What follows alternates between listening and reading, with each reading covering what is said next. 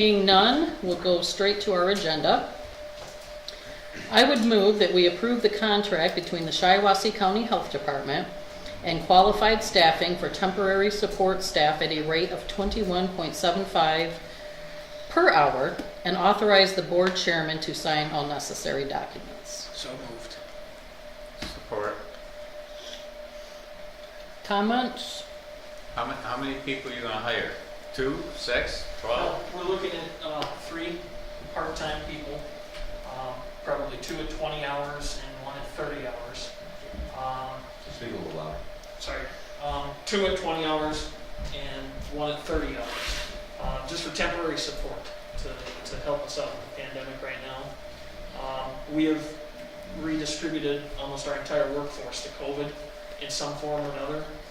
And so we still have to maintain our other programs that we're doing right now, immunizations, WIC, maternal infant health. We got to keep everything else going, and we're getting buried. We are absolutely getting buried. Tomorrow we're going to announce probably over 300 new cases. It'll be our highest total yet. And the pandemic is not slowing down. It's picking up. And one of the big concerns we have is hospitalization rates locally. Last Monday, Memorial had 7. By Friday, they were at 11. Today, they're at 18. And they've got 3 in the ICU. So it's hitting locally now, not just other big hospitals. And it's been tough. So we're hoping to get a little temporary help. It's got a 30-day opt-out on the contract if mercifully we get through this pandemic. We're only going to use it as needed. What kind of qualifications they have to have for that? Well, we're going to try to look at, we're going to interview them. We work with the firm, qualified staffing, we've worked with them before. Some relation to medical is preferred. And so, kind of like an MA type thing, something along those lines. So what, Larry, if I could ask, so this temporary staffing, what does that mean? What are these people going to do? So they are going to work on assisting our staff with the case management of the sick people. Okay, these are the people that are actually positive for COVID. So they are going to be basically a lot of phone work, following up with people to make sure their needs are being met, make sure that they're okay during their isolation period. So the focus is going to be on sick people, but it's also going to be on answering the phones for our department and other programs as needed as we've redistributed our other staff. So. The part I don't like about this, and I know we talked about this in health board, is if I'm sick, the last thing I want, number one, if I'm sick, I'm not going to answer my phone. I don't want to, if I want something, I'll let my kids get it for me, or I guess I feel like that, I would be very annoyed by that. If I was just very sick and somebody's calling, they want to know, do I need anything? Yeah, I don't know. Can I speak to that?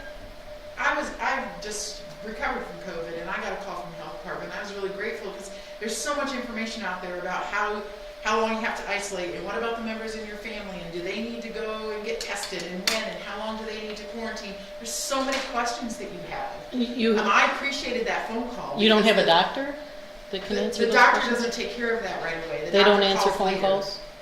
I didn't call my doctor first. I relied on the health department because they have the best information about the pandemic. I will say, unfortunately, not everybody is happy to get that phone call. I mean, what you're saying is not out of the ordinary. I take a lot of hot calls more recently, and some people are not happy. Others are grateful. So it just kind of depends on the person. I would say the majority of the people are good to work with. But right now we're so buried. I mean, we can't even keep up with the cases that are coming in. So it's really tough. Anybody else have anything for Larry? All right. All those in favor signify by saying aye. Aye. All those opposed? Aye. 2-1. That will go to tomorrow. You gonna stay right there for the? I'm going to stay right here. Okay. I will accept a motion to approve the purchase of a 2021 Dodge Ram 2500 truck not to exceed $31,000 with funding provided entirely by COVID. That probably should have been CARES. Yeah, no, That's my COVID, fault. It should no. have probably been CARES funding. Okay. I'll make a motion. I'll support it. I think, one thing I think we ought to have a Ford truck, the health department, I mean, not the health, the buildings and grounds and the drain office. I think we gotta have, at least right now, we gotta have a dozen Fords. It'd be nice to keep them all the same. That's my opinion, so. Well, and that's a good point, Gary. I mean, we've got trucks sitting down at buildings and grounds, brand new trucks. And we still have to maintain those trucks. They take gas and insurance and tires and oil changes. And I talked to one of your fellow members on the Bennington Township Planning Commission, and he said trucks aren't free. So if I may, to address that, normally the county buys Fords because of the net state pricing. So I wanted to just compare and see if there were any better prices. I didn't think there could be for that kind of a price structure. We reached out to 4 dealerships, and lo and behold, the Dodge dealership came in $1,000 less than the net state pricing with Ford. The Chevy dealer was a little bit higher, and then another Chevy dealer was quite a bit higher. So I get keeping the fleet the same, and I guess you could approve not taking the lowest bid. I'm not sure what the legalities are on that. You have a justifiable reason to take a higher bid. But as far as the maintenance and upkeep of the truck, that will be borne by the health department. So in effect, there's not going to be any cost to the county general fund for this. We're having an opportunity to buy a truck that is from this federal pass-through money, which these don't come every day. Now this money is earmarked, and this truck has to be used during the pandemic for testing and vaccine campaign. Basically hauling around what's going to be an unbelievable amount of vaccine. We already have a trailer over behind the road commission that we're going to use to haul things in. Post-pandemic, this truck belongs to the county, and it can be earmarked for other things county related. So we will continue to maintain the maintenance on it. We're not going to obviously let it go by the wayside. Tires and things are very expensive. So I think it's a great opportunity, and we have to have it earmarked by December 30th, because if we don't, then it will be a take-back funds, which we'd rather not do that. I just thought, like you said, we could use it for a plow in case one of the others broke down. The other ones are Ford, so if you had another Ford, it all adapt better than some of the other ones. That's just I'm one of these guys that like to keep all things the same, but that's just me. That's not everybody, so it's my opinion. And so this money is coming, It's CARES Act money, so that money comes from, the federal government. So, that comes from our taxpayers. so the Ford is $1,000 more. Yeah, it's $1,000. And would that possibly, Mr. Holzhausen, make it cheaper to like send it to the same mechanics or not have to have different parts or something? Is there a justifiable reason to pay $1,000? Would that even matter? Because it's still COVID money, right? So, generally you take the lowest bid unless you have another reason, a justifiable reason not to. In this particular case, because the fleet is already Ford, that's a justifiable reason to keep it the same, because you could have parts that are interchangeable, you could have equipment that's interchangeable. Snowplows. Snowplows. Snowplow, I think that's what Gary's getting at. One of the Yeah. It's the snowplow subframe and the blade. Yeah. Could easily come off one of those other Fords and go, It's if popped the right truck's down Ford, easy. and go on another one, if something were to happen to one of the other Fords. And that's a justifiable exception. Is there any commissioners on or off this committee that would object to me amending the motion? Actually, I can't amend the motion, can I? Because I seconded it. Did I make the motion or did I second the motion? Did I? Would anyone object to amending the motion to be the Ford? I mean, if it's free, who cares how much it costs? True. Right, exactly. You know, that's the world we live in. Stuff's just free. Nobody pays for it. Anyone, any thoughts? Doesn't matter to me, but, I'd like to amend the motion that we get a Ford. okay. So let's amend it to be the Ford for what, 32,000? Not to exceed Not to exceed 32,000. So we'll go to 40. I mean, really, if it's free. Get the Chevy, right? That's right. What color are you getting? We're looking at blue. Oh, I hate blue. I kinda like green and white. Yeah. You have this thing for it. Yeah, I have that screen. All right, That's fine. that's all I had to It's say. not, it's Madam not to Chair. exceed 32 for the full. 32. And if that somehow differs or whatever, you get back to your office and find out that's not, let us know. I'll triple it in my motion. That's all I have to say. We good, Gary? Yep. All right, all those in favor signify by saying aye. I All those opposed, aye. 2-1, goes to tomorrow.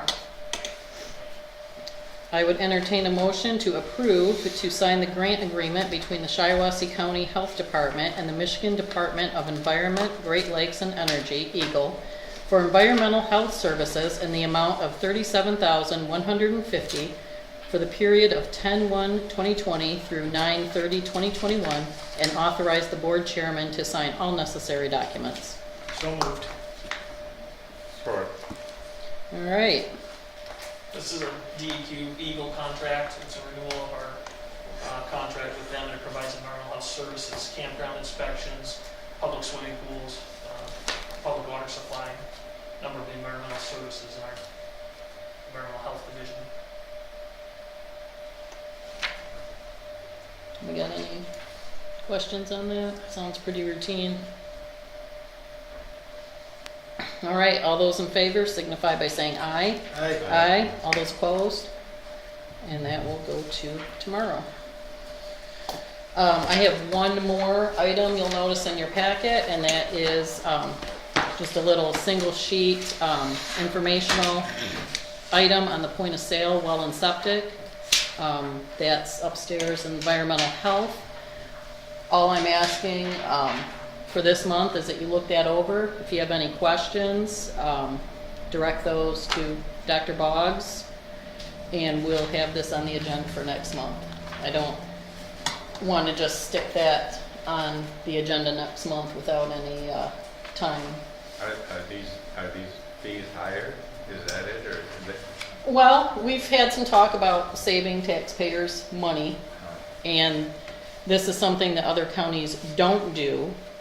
Maybe it's something we should do, maybe it's something we should look at, so. We've been doing it for years and years. I think it's a good thing. Some of that is people buy a house and a CP bid or something that's not good or something. This way here, you don't have problems afterwards. Well, it doesn't prohibit them from doing that. They can certainly do that between the buyer and the seller without us being involved in that. And that's what happens in the surrounding counties. So it's just, as I said, just for this month, it's an informational heads up. I'd like to take a look at it, and we'll look at it a little more in-depth next month. Can we have a list of who all does it? It's, well, this I mean, is those are the only counties listed that don't, but do we have a list of all of the 83 that? Do you have any? Morgan's still Can't working take on on finding Larry? someone that does. I've got a lot to say on it, but Huh? I'll hold on. I can provide you a list of all the Wow. counties that do it. All right, I'll need the list of all the counties that do it. My initial thought on this whole thing is that if we're gonna do this, I'd like to see our staff do it.